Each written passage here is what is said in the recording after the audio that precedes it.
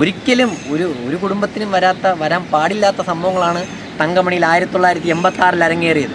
ഇതിനെതിരെ അന്ന് ശക്തമായിട്ട് പ്രതികരിക്കാത്ത യുവതലമുറ ഇന്ന് പ്രതികരിക്കണം ഈ സിനിമയിലൂടെ.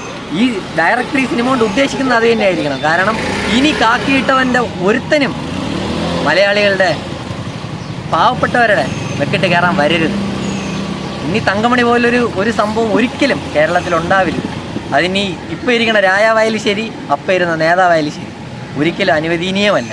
ഒരു സിനിമ എന്ന നിലയിൽ ആ ഒരു മെസ്സേജ് ആ തങ്കമണിയിൽ എന്ത് സംഭവിച്ചു എന്നുള്ളത് ഈ സിനിമയിലൂടെ മനസ്സിലാക്കാൻ പറ്റി.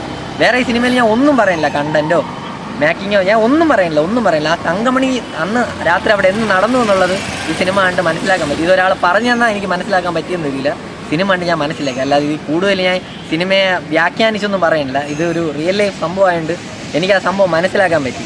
സത്യം പറഞ്ഞാൽ ഈ സിനിമ കണ്ട് അത്യന്തം വേദനാജനകത്തോടെയാണ് ഞാൻ നിങ്ങളുടെ മുമ്പിൽ. കാരണം തങ്കമണി എന്ന് പറയുന്നൊരു സംഭവം 1986 അന്ന് ഞാൻ ജനിച്ചിട്ട് പോലുമില്ല. അന്ന് നടന്നൊരു സംഭവം ഇന്ന് എന്നെപ്പോലുള്ള ആ സംഭവം അറിയാത്ത പലരിലും എത്തിച്ചേരാൻ പറ്റി തങ്കമണി എന്നൊരു സിനിമയിലൂടെ ആ ഒരു സംഭവത്തെക്കുറിച്ച്. ഇപ്പോൾ അത് ആലോചിക്കുമ്പോൾ ഒരു മലയാളി എന്ന നിലയിൽ എനിക്ക് അത്രയ്ക്ക് സത്യം പറഞ്ഞാൽ ചോര തിളക്കിയാണ് ആ ഒരു സംഭവം ആലോചിക്കുമ്പോൾ. കാരണം കുഴപ്പമില്ലായിരുന്നു. ഫസ്റ്റ് ഹാഫ് നല്ല ലാഗ് ഉണ്ടായിരുന്നു.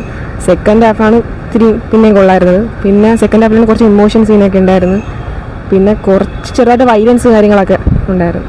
കുട്ടിയായിട്ട് അങ്ങനെ എനിക്കൊന്നും തോന്നിയില്ല. ഓക്കെയാണ്, ഇങ്ങനെ ഓക്കെയായിരുന്നു ഈ സിനിമയിൽ.